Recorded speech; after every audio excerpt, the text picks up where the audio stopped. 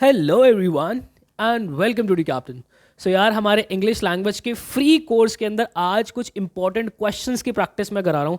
आप लोगों को मेरे पढ़ाने का तरीका पता है कि यार मैं आपको सीक्वेंस के अंदर प्रॉपर पढ़ाता रहता हूँ बट बीच बीच में आपको मैं मिक्स क्वेश्चंस की प्रैक्टिस कराता हूँ सो दैट जब भी आप कोई मॉक टेस्ट दो या फिर अगर आप लोग किसी बुक सेट को उठा के देखो तो आपको लगे कि हाँ भाई हम सारी चीज़ें कर रहे हैं, हमें सारी चीज़ें आती हैं। तो आज मैं प्रॉपर मिक्स क्वेश्चंस की प्रैक्टिस आपको कराने वाला हूँ जो कि CUET 2024 के लिए इंग्लिश लैंग्वेज में बहुत ही ज़्यादा इंपॉर्टेंट होने वाली है। बाकी यार आप लोगों का कोई भी डाउट होता है, कैसा भी डाउट होता है, आप मुझसे पर्सनली कनेक्ट हो सकते हैं। मैं अपना इंस्टाग्राम हैंडल आपको बता रहा हूँ, AREEBHUPII, ये मेरा पर्सनल इंस्टाग्राम हैंडल है मेरे भाई। आपकी कैसी भी क्वेरी होती है, आपकी सब्जेक्ट से रिलेटेड कोई क्वेरी है, आपका कोई डाउट है डॉक्यूमेंट से रिलेटेड, कैसा भी कोई डाउट है भाई, आप मुझसे पर्सनली कनेक्टेड हो सकते हो। बाकी आप लोगों को, जो बच्चा नया इस चैनल पे आ रहा है पहली बार, मैं आप लोगों को बता देता हूँ बच्चे, हमारा प्रॉपर फ्री ऑफ कॉस्ट जो है मैं इंग्लिश लैंग्वेज की प्रॉपर तैयारी करा रहा हूँ। और बहुत जल्दी क्वांटिटेटिव एप्टीट्यूड, चाहे वो आईपी मैट इंदौर के लिए हो, रोहतक के लिए हो, CUT के लिए हो, आपका जनरल टेस्ट हो, हर एक एंट्रेंस इसके लिए प्रॉपर कायदे से कराऊंगा भाई। प्लेलिस्ट वाले सेक्शन के अंदर एक बार आ जाना, ठीक है। यहाँ पर अगर आप देखोगे, ये जो कोर्स देख रहे हो आप, complete free English verbal ability course for CUT and IPMAT. भाई ये वीडियोस जो है ना, आप अगर पहली बार इस चैनल पर आए हो तो इसको सीक्वेंस में देखना शुरू कर दो मेरे भाई। आपको ये चीज़ रियलाइज होगी कि बाकी लोगों के पेड कोर्स के अंदर भी ऐसा कंटेंट नहीं है जो कि मैं फ्री ऑफ कॉस्ट आप लोगों को अवेलेबल करा रहा हूँ। और ये सारे लेक्चर जो है वो डेली शाम को 8 बजे मैं अपलोड कर देता हूँ भाई। आप लोगों के पास लेक्चर्स आते रहेंगे बिल्कुल कायदे से, सीक्वेंस के अंदर हर एक लेक्चर आप इंजॉय कीजिए।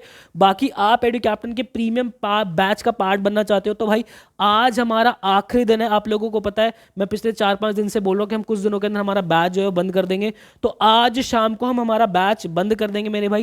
आप चाहते हो आगाज बैच का पार्ट बनना, क्योंकि देखो इसके बाद जाहिर सी बात है यार, आप लोगों के बोर्ड्स आ जाएंगे और हम ना एक्चुअल में उतने ही पैर फैलाते हैं जितनी हमारी चादर होती है। मुझे पता है कि हाँ भाई अगर आज तक कोई बच्चा एनरोल होता तो उसकी प्रिपरेशन मैं करा दूंगा, इसके बाद मेरे लिए मुश्किल हो पाएगा भाई। क्योंकि भाई देखो कोर्स भी हमें पूरा कराना होता है, आपकी लाइव क्लासेस भी होती है, और यही एक तरीका है भाई। हम जो भीड़ इकट्ठी नहीं करते ना हमारे बैचेस के अंदर, यही हमारा बेस्ट पार्ट है। हम हर एक बच्चे के ऊपर ध्यान दे पाते हैं और तभी हमारे इतने अमेजिंग अमेजिंग रिजल्ट जो है वो निकल के आते हैं। ऑल इंडिया रैंक 1 कह लो भाई। आप लोगों के लगभग 600 बच्चे लास्ट ईयर हमने उनके ड्रीम कॉलेजेस तक पहुंचा दिए। तो मेरे भाई आप आगाज बैच का पार्ट बन सकते हो। इसके अंदर आपकी इंग्लिश लैंग्वेज की कंप्लीट तैयारी हो जाएगी, कॉमर्स डोमेन की आपकी कंप्लीट भरपूर तैयारी होगी, साथ में आपका जनरल टेस्ट प्रॉपर प्रिपेयर होगा, आपको मॉक टेस्ट प्रॉपर मिल रहे होंगे, आपकी लाइव क्लासेस हो रही होंगी, लेक्चर्स रिकॉर्डेड फॉर्मेट में आपको मिल रहे होंगे, आपके मॉक टेस्ट आपको मिलेंगे, आपकी बुक सेट ई बुक फॉर्मेट के अंदर आपको मिलेगी, हर एक चीज़ इस बैच के अंदर आपको मिलने वाली है। तो यार बिना समय वेस्ट के अब जरा आगे बढ़ते हैं और अपने क्वेश्चंस के ब्रह्मांड को शुरू करते हैं। देखो यहाँ पे मेरी अप्रोच ये रहती है कि पहले मैं क्वेश्चन दिखाऊंगा, आप अटेम्प्ट लोगे वीडियो को पॉज करके, उसके बाद मैं अटेम्प्ट लूंगा, तभी आप आगे बढ़िएगा भाई। ठीक है भाई, तो चलते हैं सर। ये हमारा टाइम टेबल है भाई जो कि हम डेली फॉलो करते हैं। बट अभी मैं आप लोगों को जो है प्रॉपर ग्रामर और आपके मिक्स क्वेश्चंस करा करा के आपको थोड़ा सा अहेड कर रहा हूँ लोगों से। बाकी क्लास 12th वाला कंटेंट वगैरह हम सारा प्रॉपर करते रहेंगे। चलो भाई, आप जरा, ये क्वेश्चन है, मैं जरा स्क्रीन से आउट होता हूं, आप जरा अटेम्प्ट लीजिए इसको पहले बच्चे। तो भाई मुझे उम्मीद है आपने अटेम्प्ट लिया होगा। देखो क्या कहता है, द सी हैज बिकम। अब देखो ये क्वेश्चन है क्या, ये क्वेश्चन है actually the following sentence has divided into parts. ठीक है, जो सेंटेंस है आपका ये पार्ट्स के अंदर डिवाइडेड है। कैसे, ये आपका एक पार्ट हो गया, मतलब ये ए पार्ट हो गया, ठीक है, फिर ये आपका दूसरा पार्ट हो गया, ये बी पार्ट हो गया, फिर ये आपका तीसरा पार्ट हो गया, ये सी हो गया, और फिर आपका चौथा पार्ट जो है वो ये हो गया डी, मतलब कि वो यहाँ तक। ठीक है, वो प्रोडक्ट्स यहाँ पे आना चाहिए था बट वो स्पेस नहीं है ना, तो इधर इसलिए नीचे आ गया। तो अब हमें बताना है कि इनमें से किस पार्ट के अंदर एरर है। इसको एरर स्पॉटिंग भी कहा जाता है। ठीक है, CUET के अंदर भरपूर आपसे पूछेंगे ये क्वेश्चंस। चलो भाई देखो, क्या हमें बताना है कि एक्चुअल में किस पार्ट के अंदर जो है हमारा एरर है। अब इसके अंदर क्वेश्चन देखो ऐसे भी बनते हैं, ऑप्शन के अंदर जो है वो A, B, C और D ये भी लिख के छोड़ सकता है कि भाई आप बता दो किसके अंदर एरर है, या फिर A के अंदर क्या लिख देगा, C लिख देगा, B के अंदर क्या लिख देगा भाई, A लिख देगा, ठीक है, यहाँ पे लिख देगा D लिख देगा, और यहाँ पे B लिख देगा। इस तरीके के भी क्वेश्चन फॉर्म होते हैं। बट यहाँ पे क्या है, यहाँ पे तो एक्चुअल में पार्ट ही उठा के दे दे कि किसके अंदर है एरर, ये बता दो जरा। अब देखो जरा ध्यान से सुनो भाई, the sea has become an cheap dumping ground. एक बात बताओ, यहाँ पे अगर मैं चीप की बात करूँ तो चीप मेरा क्या है, कॉन्सोनेंट है। ठीक है, क्या है मेरा, कॉन्सोनेंट है। बस जिसको नहीं पता मैं आप लोगों को एक बात बता देता हूँ, अभी मैंने आर्टिकल पढ़ाया नहीं है, बट यही है ना, मैं छोटी छोटी अंडरस्टैंडिंग आपको देता रहूंगा ना, तो आपकी थिंकिंग ब्रॉड लेवल पे होती रहेगी। हालांकि आर्टिकल्स में आगे बहुत कायदे से पढ़ाऊंगा, बहुत तसल्ली से पढ़ाऊंगा, बहुत इंजॉय भी करोगे। देखो बच्चे, हमने बचपन से एक चीज़ पढ़ी है, क्या होते हैं हमारे वॉवल्स होते हैं, ठीक है। हमने क्या देखा है बचपन से कि भाई ए, ई, आई, ओ और यू, ये जब भी हमारे आ जाएं तो इनके आगे हम हमेशा से क्या लगा देंगे, एन लगा देंगे। बाकी कॉन्सोनेंट्स के आगे हम क्या लगा देंगे, हमारा ए लगा देंगे।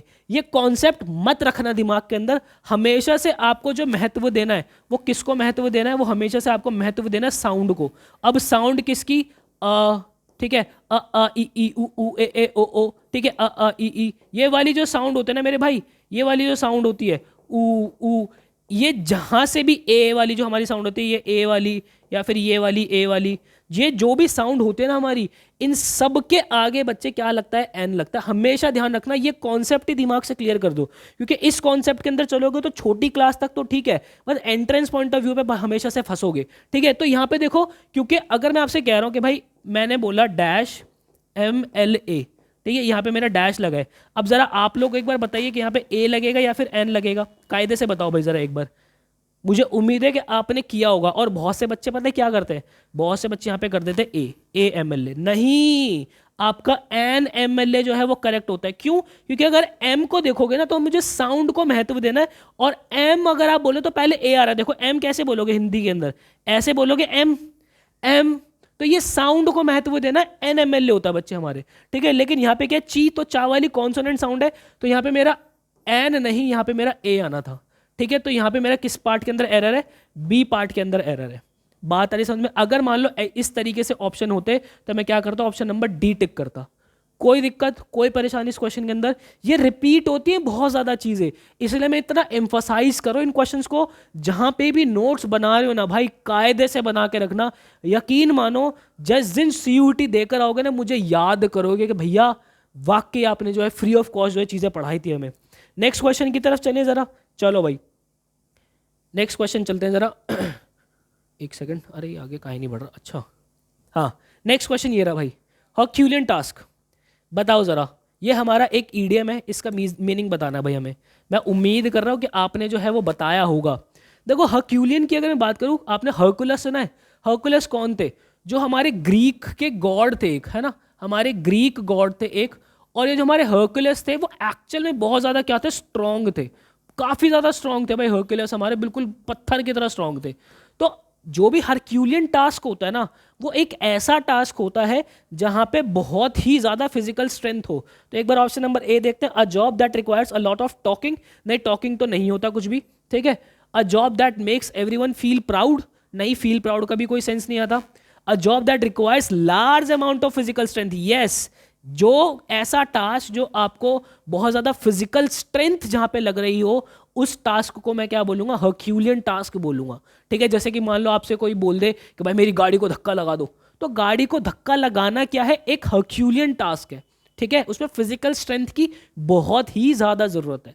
अब नीचे देखो, a job that only weak people are assigned. नहीं, ऐसा कुछ भी नहीं है। तो हर्क्यूलियन टास्क मतलब something, a work that requires large amount of physical strength. सही है भाई, चले इजाज़त दे रहे हो आगे बढ़ने की, बहुत ही बढ़िया। ये रहा बच्चे, ज़रा एक पैराजंबल है, मैं थोड़ा स्क्रीन से आउट होता हूँ, आप ज़रा इस पैराजंबल को सॉल्व करो पहले कायदे से, प्लीज़ कीजिए। मुझे उम्मीद है यार आप लोगों ने ना ये बहुत कायदे से अटेम्प्ट लिया होगा। देखो मैं ना स्क्रीन से आउट इसीलिए होता हूँ ताकि आपको पूरी चीज़ें कायदे से दिखे। आप स्क्रीनशॉट लो या वीडियो को उसी मोमेंट पे पॉज करके फिर आप आगे बढ़ो। देखो यार, हमेशा ध्यान रखना, जब कभी भी आपके पैराजंबल्स आते हैं तो आप ना ओ स्क्वायर ध्यान रखना। क्या ध्यान रखना? ओ स्क्वायर ध्यान रखना। अब ये ओ स्क्वायर क्या है? एक तो है बेटा आपके ऑप्शंस, ठीक है, और दूसरा है आपका ओपनिंग। हमेशा आपकी जो नजर है ना वो गिद्ध की तरह ऑप्शंस के ऊपर होनी चाहिए, और आपको ओपनिंग अगर मिल गई ना, अगर आपको ओपनिंग मिल गई तो 50% तक टास्क तो आप पहले ही निपटा लोगे सारा। कैसे? अब जरा मुझे ओपनिंग पकड़नी है, तो मैं यहाँ पे तो देख लूँ कि ओपनिंग इसने कहा किस किस को है। ABC को कहा है, तो जाहिर सी बात है मैं डी के अंदर तो दिमाग लगाऊंगा नहीं। ये छोटी छोटी बातें बता रहा हूँ बच्चे, ये आपके माइंड को ब्रॉड करेगी। डी के अंदर तो मैं दिमाग लगाऊंगा नहीं, तो ज़रा मैं ABC को देख लेता हूँ कि बेटा मेरे ABC में से ओपनिंग क्या हो सकती है। किसी चीज़ की शुरुआत तो होगी ना कहीं से। देखते हैं, most important however are its oil. बच्चे हमेशा ध्यान रखना, जब कभी भी एक पैराग्राफ स्टार्ट होता है तो सबसे पहले नाउन आता है, ठीक है, उसके बाद ही उसका प्रनाउन इस्तेमाल करते हैं ना। भाई देखो, आप पहले ये तो बोलोगे भूपेंद्र इज अ बॉय, है ना, ही इज 26 years old, है ना, ही हैज़ डन मास्टर्स। तो इस तरीके से आप नाउन दिखाने के बाद ही तो प्रनाउन लाओगे। अब अगर मैं यहीं से स्टार्ट कर दूं, फॉर एग्जांपल ए मेरी स्टार्टिंग होती, तो ये इट्स किसके लिए लगा है, नहीं आ रही बात समझ में, तो दैट मीन्स ये मेरी ओपनिंग नहीं होगी, ये मेरी ओपनिंग नहीं होगी। उस हिसाब से क्या होगा बेटा, मेरा ये जो ऑप्शन नंबर सी है ये मेरा गेम से बाहर हो गया, गेम से डिलीट कर दिया। अब मुझे इतनी बात पता है कि भाई मुझे सी और बी में से देखना पड़ेगा मेरा ओपनिंग क्या होगा। अब सी को, अगर मैं बी को देखता हूं पहले, coconut products are use to make everything from clothing to animal feed और ब्यूटी क्रीम्स। अच्छा लग रहा है कि हाँ हो सकता है, एक बार सी भी देख लेते हैं। The coconut is a very useful plant with a wide range of products being source from it. हमेशा एक चीज और ध्यान रखना, एक तो पहला रूल हमने ये ध्यान रखा, दूसरा चीज हमेशा ध्यान रखना, हमेशा हम पहले जनरल बात करेंगे, उसके बाद ही उसके स्पेसिफिक कणों के अंदर घुसेंगे। स्पेसिफिक बात हमेशा हम ध्यान रखेंगे। अगर आप सेकंड और थर्ड को देखोगे तो सबसे पहले देखो कोकोनट के प्रोडक्ट्स की बात हो रही है, बट हमें पहले कोकोनट के बारे में भी तो जानना है ना कि कोकोनट है क्या। यहाँ पे बता रहा है वो कि भाई कोकोनट जो है बहुत ही यूजफुल प्लांट है, जो कि वाइड रेंज ऑफ प्रोडक्ट्स जिससे बनते हैं, जो वाइड रेंज ऑफ प्रोडक्ट जो है जिससे सोर्स किए जाते हैं। फिर उसके बाद ये आ सकता है कि कोकोनट जो उसके प्रोडक्ट्स है वो क्लोथिंग, एनिमल्स, ये सारी ब्यूटी क्रीम्स के अंदर इस्तेमाल किए जाते हैं। तो हाँ, जनरल बात मेरी क्या हो रही है, जनरल बात मेरी ऑप्शन नंबर सी के अंदर हो रही है। तो ये बात हमेशा ध्यान रखना कि हमें जनरल से स्पेसिफिक के अंदर जाना होता है। तो ये बात तो तय हो गई सर कि हमारी ओपनिंग कहां से होगी, सी से होगी। अगर मेरी ओपनिंग सी से होगी तो ये मेरा ऑप्शन नंबर बी गेम से बाहर कर देंगे। अब मेरे पास चैलेंज क्या है, मेरे पास चैलेंज सिर्फ ये है कि मुझे ये पता लगाना है कि क्या मेरे सी के बाद ए आएगा या मेरा सी के बाद बी आएगा। अगर यही दो चीजें मैंने क्लैरिफाई कर दी ना तो बस मेरा पैराजंबल सॉल्व। मुझे पूरी चीजें बार बार बार बार बार बार बार बार पढ़ के दिमाग नहीं लगाना, मुझे स्मार्ट खेलना है, क्योंकि वहां पे घड़ी के अंदर काम करना है और घड़ी के अंदर काम ऐसे ही होता है, समझ रहे हो। वो इतनी मेहनत करके बार बार टास्क, वो जो पूरे पैराग्राफ को पढ़ पढ़ के उतनी मेहनत नहीं करनी है, वहां पे स्मार्टली खेलना है भाई। जब सारी चीजें दिए हुए है हमें इस्तेमाल करेंगे ना, तो देखते जरा। अगर मैं देखता हूं the coconut is a very useful plant with a wide range of products being source from it. अगर मैं ए को देखता हूं, सबसे इंपॉर्टेंट बात क्या कर रहा है कि उसके ऑयल्स जो कि उससे एक्सट्रैक्ट किए जाते हैं, प्रोसेस किए जाते हैं, मार्केट किए जाते हैं मेडिकल यूज के लिए, कॉस्मेटिक यूज के लिए, ये सब, ये एक बात हो गई।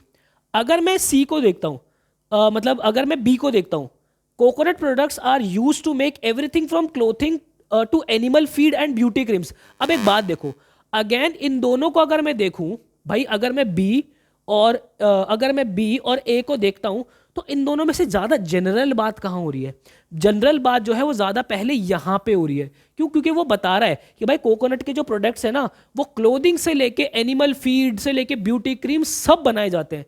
फिर उसके बाद देखो वो क्या क्या बताया जा रहा है कि भाई उसके ऑयल भी जो है एक्सट्रैक्ट होते हैं, प्रोसेस होते हैं, मार्केटिंग होती है। तो ये पहले जनरल बात आपकी ऑप्शन नंबर बी के अंदर हो रही है, ठीक है। तो हमें सी के बाद कहां जाना पड़ेगा, हमें सी के बाद जाना पड़ेगा बी के अंदर। तो मेरा सी के बाद करेक्ट क्या होगा भाई, सी के बाद बेटा मेरा जो करेक्ट होगा that is option number B. यही मेरा करेक्ट जो है वो सोर्स है। यही चीजें जो है ना आप स्मार्ट स्मार्ट लेके चलोगे तो आपको कभी दिक्कत नहीं होगी। तो सी, बी और फिर उसके बाद डी और ये ए। तो ये जो ऑप्शन नंबर डी है बालक, ये मेरा बिल्कुल करेक्ट आंसर हो जाएगा। एक बार फिर भी हम रीड करके देख लेंगे। Coconut products are the coconut is a very useful plant with a wide range of products being sourced from it. Makes sense. Coconut products are used to make everything from clothing to animal feed to beauty creams. Makes sense. Then उसके बाद अगर मैं D की तरफ आता हूँ, its kernel is harvested for its edible flesh and delicious water, while its husk is used for a strong fires. Yes, make sense. Then उसके बाद ये कह रहा है कि इसके बाद मोस्ट इंपॉर्टेंट जो है वो ये बात है कि भाई इसके ऑयल्स जो कि एक्सट्रैक्ट किए जाते हैं, प्रोसेस किए जाते हैं, मार्केट किए जाते हैं कलनेसी, medical and cosmetic uses are like. Yes, ये मेरा करेक्ट सीक्वेंस जो है प्रॉपर फिट हो रहा है। बात आ रही है समझ में, बात आ रही है समझ में। तो भाई ये जो है मेरा एक करेक्ट ऑर्डर आपका हो जाएगा। यही स्मार्ट तरीका है बच्चे पैराजंबल सॉल्व करने का। गिद्ध की तरह ऑप्शंस की तरफ नजर रखनी है, गिद्ध की तरह देखना ओपनिंग क्या हो सकती है, और जब कहीं भी दोनों बातों के अंदर कंफ्यूजन हो रही है तो रूल लगाना है, जनरल से स्पेसिफिक चलेंगे हम। सॉर्टेड है।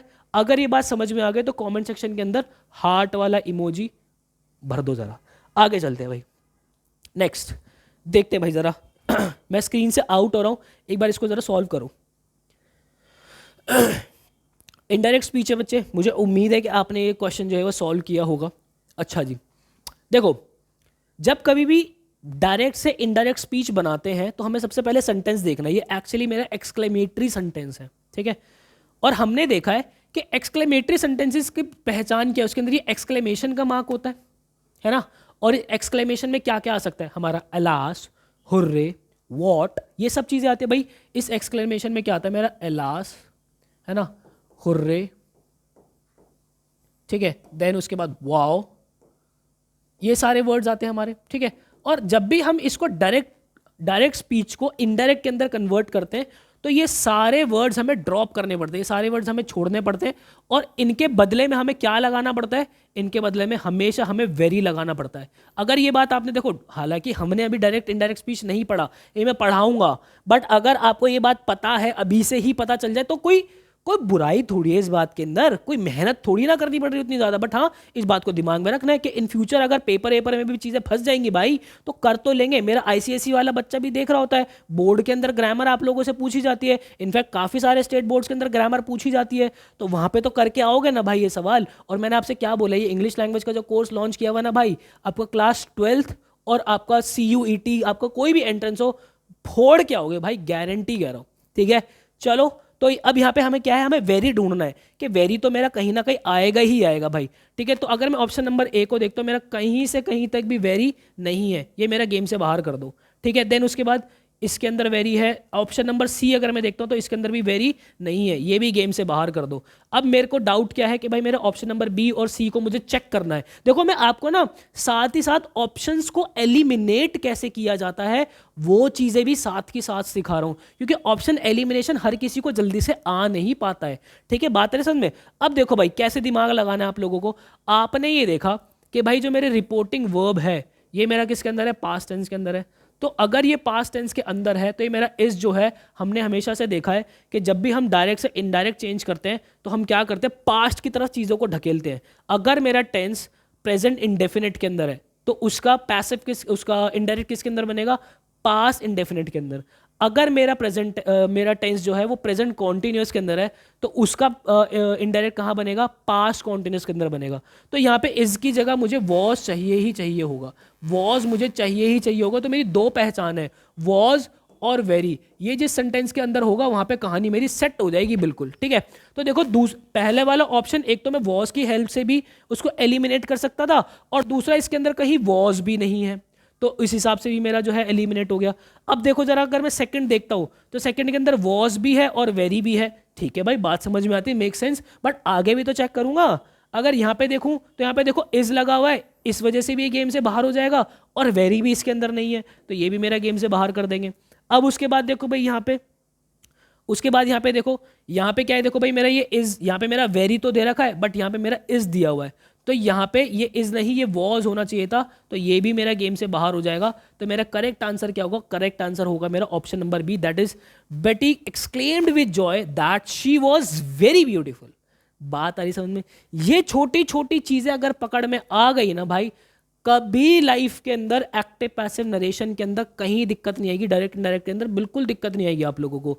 और बहुत कायदे से कराऊंगा जब मैं आगे आप लोगों को ही कराऊंगा, बट ये बात अपने दिमाग के अंदर रखो भाई, ठीक है। चलें आगे बढ़े। नेक्स्ट क्वेश्चन भाई, हमें इनकरेक्ट स्पेलिंग बतानी है कौन सी है। मैं जरा स्क्रीन से आउट होता हूँ, प्लीज कीजिए जरा। मुझे उम्मीद है भाई किया होगा आपने। इनकरेक्ट स्पेलिंग देखते हैं भाई जरा कौन सी है। कैंसिलेशन, इंक्रिमिनेशन, अनप्रिटेंशियस, और हमारा क्या दे रखा है, एम्बॉयडमेंट, ठीक है, एम्बॉयडमेंट। देखो कैंसिलेशन की अगर मैं बात करूं, कैंसिलेशन का मतलब होता है चीज़ों को कैंसिल करना, ठीक है, और इसकी स्पेलिंग CANCELLATION बिल्कुल ठीक है। इंक्रिमेशन का मतलब होता है व्हेन यू ब्लेम समवन, है ना, to blame someone, to blame someone, that is incrimination, ठीक है। अनप्रिटेंशियस, देखो अनप्रिटेंशियस का मतलब वो होता है वो जो लोग जो एक्चुअल में दिखावा नहीं करते, मेरी तरह होते हैं, बहुत ही सिंपल से दिखावा नहीं करते। बट इसकी जो स्पेलिंग होती है दैट इज UNPRENTENTIOUS, ठीक है।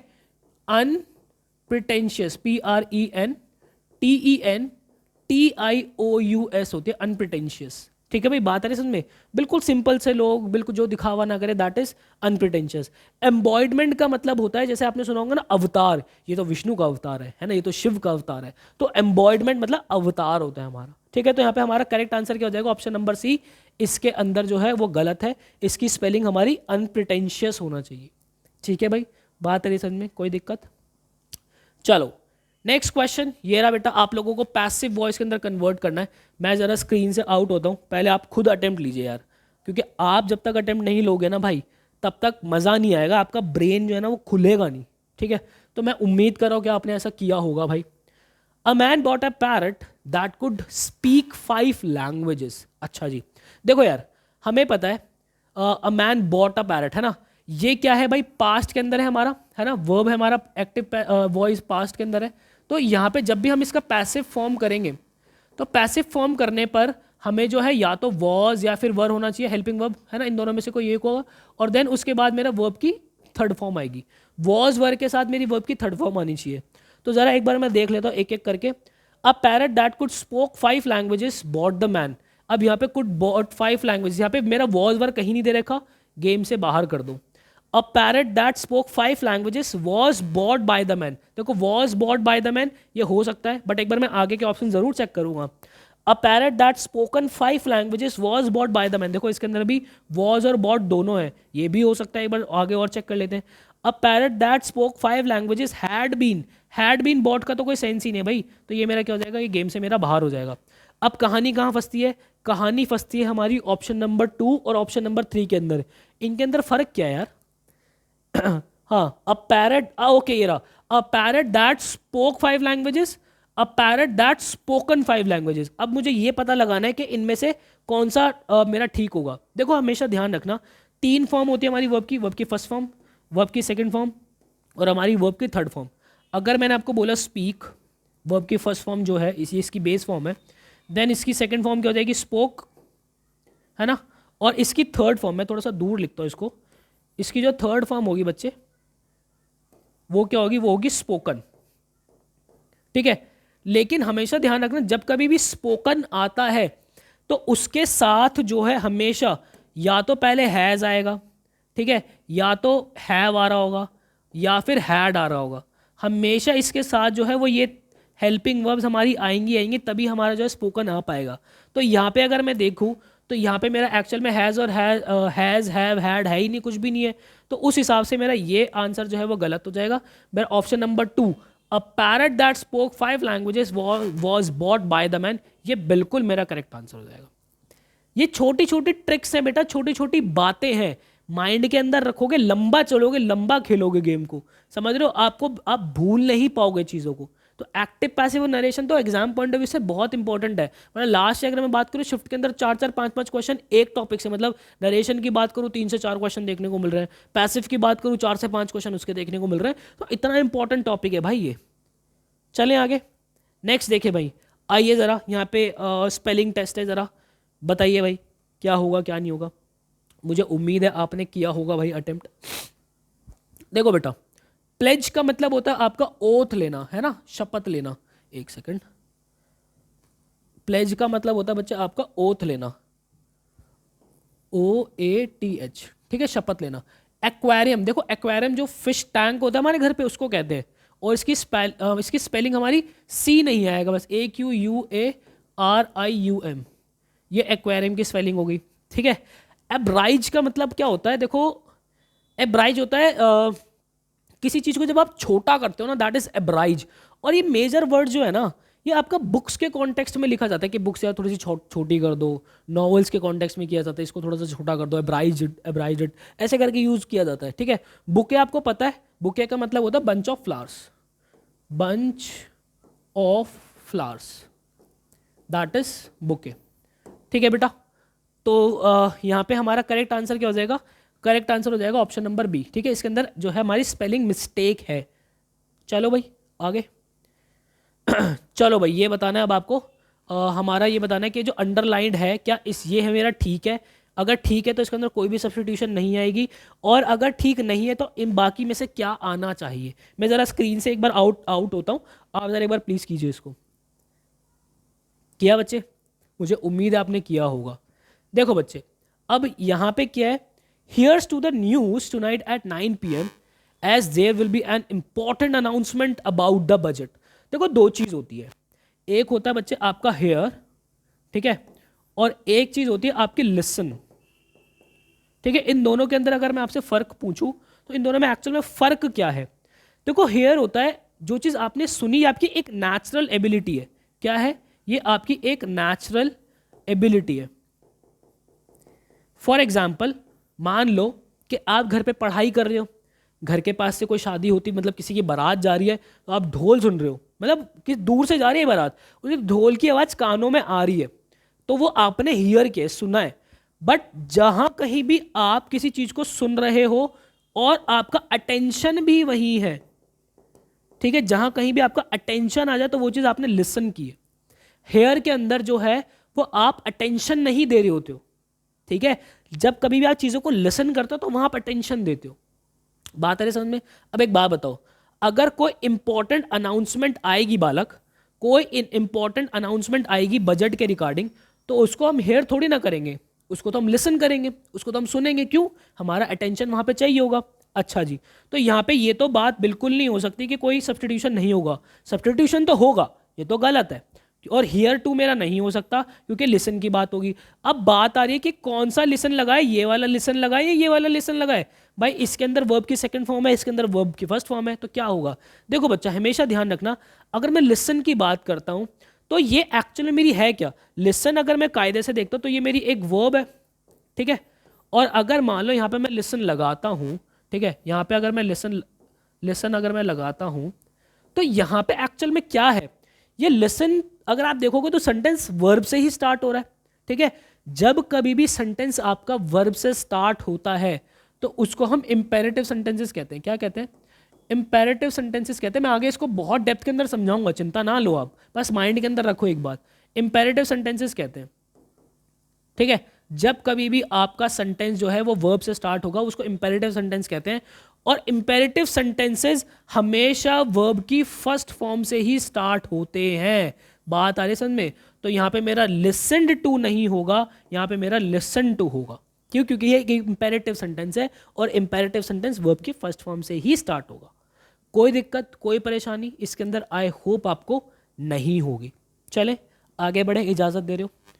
नेक्स्ट क्वेश्चन, हमें एंटोनिम मतलब कि इसका ऑपोजिट बताना है। एंटोनिम का मतलब होता है बच्चे ऑपोजिट, इसका ऑपोजिट बताना है। भाई मैं जरा स्क्रीन से आउट हो रहा हूं, एक बार जरा बताना क्या होगा।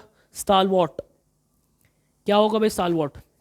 देखो यार स्टालवॉट जो होता है ना, स्टालवॉट का मतलब होता है something, someone who is very loyal, ठीक है, वो होता है हमारा स्टालवॉट, ठीक है। एक मुझे एक वर्ड याद आ रहा है, क्या कहते हैं यार, स्टॉन्च, हाँ स्टॉन्च कहते हैं। आपने सुना होगा ना स्टॉन्च फैन, सुना होगा स्टॉन्च फैन, स्टॉन्च फैन इस तरीके से सुना होगा। तो स्टॉन्च का मतलब भी क्या होता है? स्टॉन्च का मतलब ये होता है someone who is very loyal, ठीक है। बात है समझ में? तो स्टालवॉट का मतलब होता है लॉयल, ठीक है। फर्म होती है, फर्म होता है समथिंग या कुछ भी जो चीज़ बड़ी स्ट्रॉन्ग है ना, बड़ी ही स्ट्रॉन्ग सी है, बहुत ही सॉलिड सी है, दैट इज फर्म, ठीक है। बात है समझ में? रोबस्ट का मतलब होता है, रोबस्ट भी होता है something which is very strong, ये एक्चुअल में इसके सिनोनिम्स ही दे दिए, ठीक है, ये दोनों वर्ड सेम सेम ही है। कावर्डली का मतलब होता है डरपोक होना, है ना, डरपोक, ठीक है, ये चीज़ होगी हमारी कावर्डली मतलब डरपोक। स्टाउट होता है हमारा यार, देखो ये ना दो तरीके से इस्तेमाल किया जाता है। स्टाउट आपका ना एक तो पर्सन के रेफरेंस में स्टार्ट किया जाता है, मतलब यूज़ किया जाता है। अगर आप किसी पर्सन को स्टाउट बोलते हो इसका मतलब है कि वो बंदा फैट है, थोड़ा सा मोटा है, ठीक है। और स्टाउट हम एक स्ट्रॉन्ग स्टिक को भी बोलते हैं, स्ट्रॉन्ग स्टिक को भी हम स्टाउट ही बोलते हैं, ठीक है। तो यहाँ पे अगर मैं देखूँ, मुझे क्या बताना है? मुझे बताना है ऑपोजिट किसका? स्टालवर्ड। अगर कोई चीज़ लॉयल है तो उसका ऑपोजिट क्या होगा? कावर्डली, डरपोक होगा, ठीक है। बात है समझ में? तो ये मेरा इसका करेक्ट आंसर हो जाएगा, दैट इज कावर्डली। कोई दिक्कत कोई परेशानी आई होप नहीं होगी।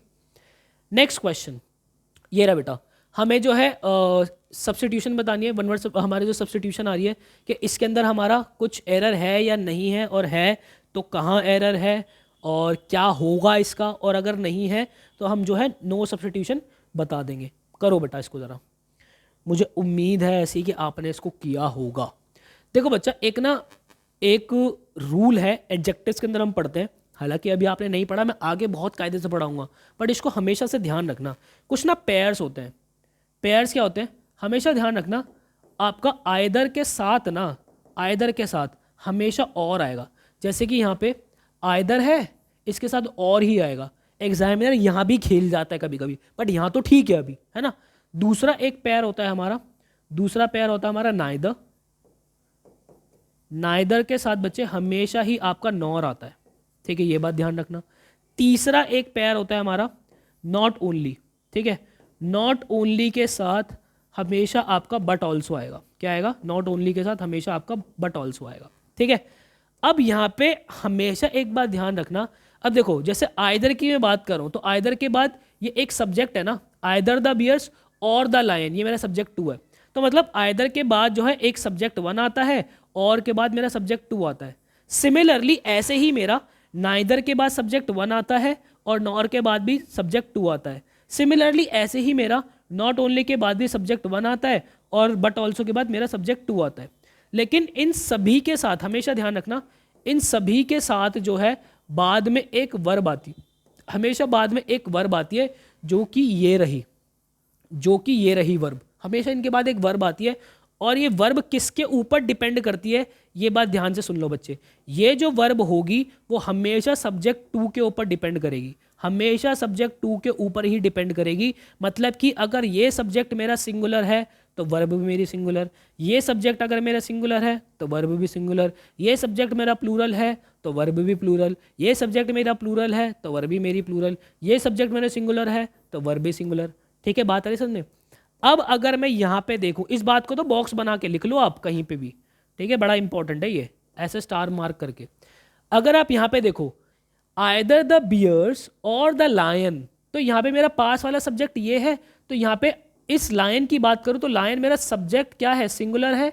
अगर सब्जेक्ट मेरा सिंगुलर है तो वर्ब भी मेरी सिंगुलर ही आएगी, तो यहाँ पे तो कोई भी एरर नहीं है। तो यहाँ पे मेरा क्या आएगा, no substitution, option number C मेरा करेक्ट हो जाएगा।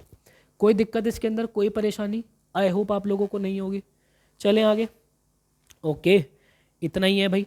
तो ये जो मिक्स क्वेश्चंस मैं करा रहा हूँ ना बच्चे, इसके पीछे का रीज़न ये है कि आपकी अंडरस्टैंडिंग ब्रॉड हो सके, और कहीं से कहीं तक भी आपको ये लग भी नहीं रहा होगा कि अगर भले हमने चीज़ों को नहीं पढ़ा है बट चीज़ें समझी जा सकती हैं। ये करा करा के इतने सारे क्वेश्चंस मैं आपके भर दूंगा ना आपके रजिस्टर के अंदर, बाद में जब आप रिवीजन करने बैठोगे ना ऐसी तसल्ली मिलेगी भाई, आप लोगों को मज़ा आ जाएगा। बाकी कंप्लीट मैं आपकी इंग्लिश लैंग्वेज कराने वाला हूँ, कॉमेंट सेक्शन के अंदर प्यार बरसा देना। मिलता है इसी के नेक्स्ट वीडियो के अंदर, मुझे दीजिएगा इजाज़त। Till then bye bye and take care.